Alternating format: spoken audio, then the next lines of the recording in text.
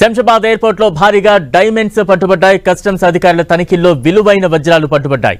Dubai నుంచి వచ్చిన ఓ ప్రయాణికుడి నుంచి 6 కోట్ల రూపాయలు విలువ చేసే వజ్రాలను గుర్తించారు. వారి నుంచి డైమండ్స్ ను డిఆర్ఐ అధికారులు స్వాధీనం చేసుకున్నారు. చాక్లెట్ వేఫర్స్ లో డైమండ్స్ పెట్టి ప్రయాణికుడు శంషాబాద్ ఎయిర్పోర్ట్ కు తీసుకొచ్చాడు. తనిఖీల్లో డైమండ్స్ ను పోలీసులు స్వాధీనం చేసుకున్నారు.